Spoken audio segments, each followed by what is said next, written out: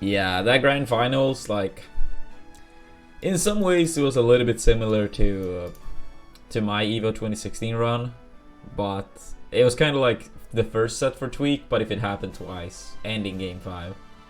But it was still like, yeah, that's rough. I know people have mentioned that Tweak's mentality at time is not the strongest, and he sadly fell apart entirely after Leo really clutched that game 4.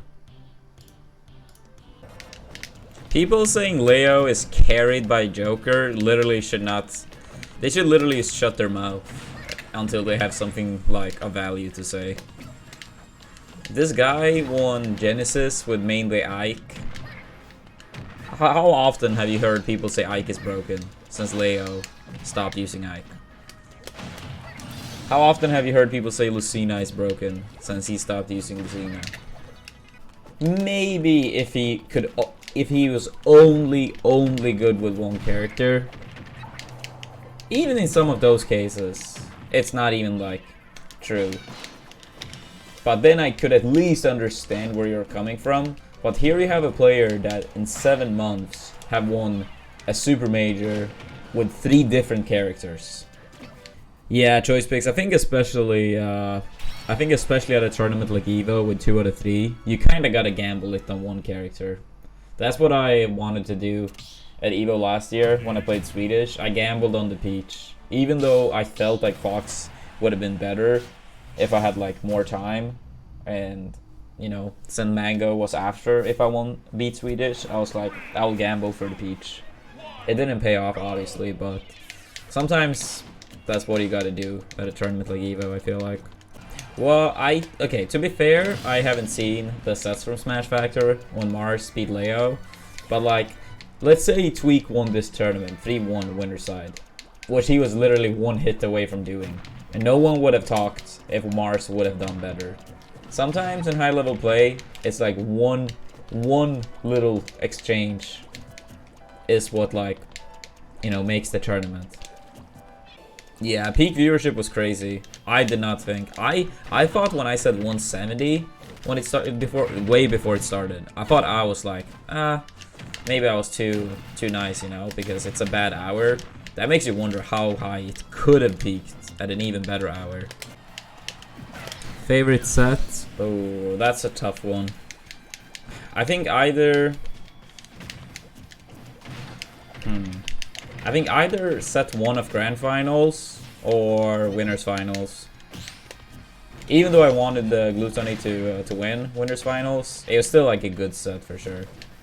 I also think Proto Light was very fun, even though it was like not super close. I think Proto played really good that set. I think it looking like Tweak couldn't do anything to Leo's Joker was by far mainly due to him, like, mentally falling apart. Being 1 hit away from winning Evo and getting like comebacked on that hard, it's hard to stay mentally strong. And even if you do stay mentally like strong, your opponent gets like such a boost. Like at Evo 2016 when I lost to Hungrybox, I still did stay mentally strong and I still had the advantage in set 2, but the momentum for HBox was also like really strong still. Maybe Leo learned a lot about the matchup too. He probably did, but like I think it was just a momentum shift. That was like by far the biggest thing. Leo did use some Marth like a while ago, but yeah, he realized it was not worth the effort. No, it's not just because of Puff. Like, of course playing against Puff was not fun, but it's more like I just didn't have any more goals to achieve. And I did compete for like, what was it, like 13 years? 13 and a half? It's a long time. Like, imagine, I want everyone in chat to imagine what they did 13 and a half years ago. What happened 13 and a half years ago? What happened early 2006? Some people in Twitch chat might not even have been born when that happened. It was actually so funny when that when people were posting pictures of, you know, different smashers or people that were doing it with themselves, what they would look like when they were old. And then Gamer tweeted out a picture of old Mango, old Leffen, old H-Box, and fucking hugs the way he looks like the way he looks now. That's actually so funny. And then Gamer in the tweet said, Melee tournaments 50 years from now. Yeah, Leo's mental game is really strong. Yesterday, that was what separated him and Tweak. One thing we're looking like the toughest for Leo, he still really managed to tough it out. Tweak, not as much. I haven't seen too much of maybe this was like an unfair representation, but that is what I've heard people say, that sometimes for Tweak, when things don't go his way, like, he gets a bit too hard on himself in the moment. And we've seen many great players with that, like Muji King, for example, often had that as well. Like, when things didn't go his way, he also had a much higher chance of like, oh, what the fuck, that was crazy. Honestly, I love last hit situations. Maybe not as much in this game, but it's partly because I'm not nearly as good at like understanding exactly how to close out stock sometimes. But in Melee, where I was good at it, dude, that shit was always so exciting. Game 5, last hit. That shit makes you feel alive. Yeah, Naira obviously can do it better.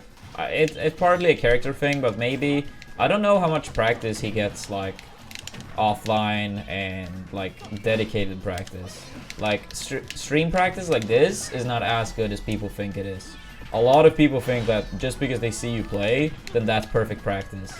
But stream practice, when you interact with chat a lot, you play online on various shady connections, that type of practice is not nearly as valuable as if you practice offline and have minimal chat interaction. Like, if I have the bootcamp, if we get up to the bootcamp subscriber goal with Gluttony, I will legit not talk to chat much. Like, people that follow this stream a lot, they know in the past when we have boot camps, I will respond to things occasionally, but a lot of the time will just be serious practice. And I and whoever I'm practicing with, we might have like, you know, some small talk every now and then, but it's mainly like focus on actually learning. While like the way streaming works, you are dividing your focus a lot, and even if you have a streamer that is good at it, they obviously can't focus 100% on the game when they're trying to do multiple other things at the same time. But a lot of people think that the hours is the only thing that matters, but it's an important saying, quality over quantity, and I think that applies a lot. Like, if you stream 8 hours online, focused on like talking to chat a lot and stuff, that's not nearly as valuable as like 4 hours of super dedicated practice. In Madden finals with best of 3, Tweak would have won. I hate that mindset, because it's a very different thing winning game 2 in a best of 5 or winning game 2 in a best of 3. It's about winning, like closing out that game when it's about to end. It is really, really different. Not only in terms of mentality, but also like stuff that gets saved. Like when I played against Hungerbox at EVO last year, for example, in game 1, like I had a game plan going into that set. And I noticed in game 1 that I was literally going against my own game plan.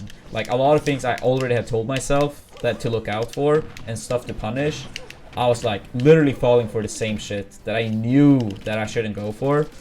And in game 1 I was down by so much that I literally decided to keep falling for the same things in order to increase my chances of winning game 2. Something like that could happen in a best of 5, where you're like, fuck, like you notice that you're doing stuff wrong, but you're so far behind in game 2 that you think it's worth it to like try to make a comeback with less resources, if that makes sense, and then save it for the most important moment. So when I played H-Box, that happened in game 1, I realized it, and I was like, alright, these things I'm literally not gonna switch up. Like, because it's not worth it. If I get like a huge opening or an important kill in a game I'm losing anyway, that doesn't give me anything. the scoreboard will still say 0-1.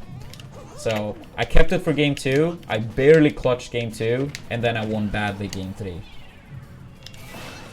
Like sometimes I think it's literally more worth it to realize when a game is very likely lost and invest more into the future games. So stuff like, oh, if it was best of 3, he would have won. Honestly, that's not how it works as a competitor. It literally is not how it works as a competitor. Not even close. Not even close. Evo always do best of 3 a lot because it's so many games they run. Because like now, yesterday, the Sunday final day at Evo, they ran Blaze Blue, Street Fighter Tekken Ultimate back to back. And they started with Blaze Blue at 10 AM and Ultimate finished maybe at like 10 PM, 10:30 PM local time. So imagine if they ran best of 5 for all these games. That shit literally would have gone on to like 3 or 4 AM in the morning. No, 2016 for sure. 2016 was literally, like, I had it in the bag, both sets. And one of the sets I literally missed an up smash out of shield, if I remember correctly. 2018, I could have gone out in 13th place. I could have gone out in 9th. I could have gone out in 7th. I could have gone out in 4th. Like, it was so many close calls that Evo, and I still miraculously made it all the way back to Grand Finals. I can't complain about that year. I also think, like, a really important thing with not getting nervous and not getting frustrated is letting go of things that already happened. Like, if you lose a game where you feel like you should have won, like, you can't keep thinking about that, like, oh, I should have won, that was bullshit, that was stupid. Because, like, that's not... The previous game is not gonna change just because you say it's stupid. It's not gonna change because you're mad.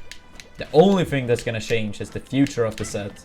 And if you are sitting there and being super mad about everything, then yeah, you're just gonna lose the next game,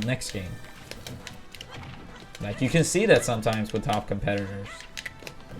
And sometimes that's the deciding factor. Like, if you look at Genesis 4, for example, when I played Mewtwo King, that's a good example. And I sadly, you know, have to say this, but Mewtwo King, like, he also have had, like, in the past, he got a lot better at it. That weakness became much smaller of his. But if you look at Genesis 4, when I played Mewtwo King, I barely win game 4, like last hit scenario. And that was a scenario where Mewtwo King might have felt like, fuck, that was one hit away from Grand Finals, right? Then in game 5, you can literally see him literally take his hand and slap on his knee in frustration. Like, he couldn't let go of what happened in the game, and that was at least one of the reasons he lost the game. Probably not the only, but it was one of the reasons. If you would have seen Leo in that scenario, you would never have seen him visibly being mad and slapping his knee. That literally would not have happened. That doesn't mean that Leo would have won that specific set if he was in the same scenario, but he sure as hell would have had a higher chance of winning.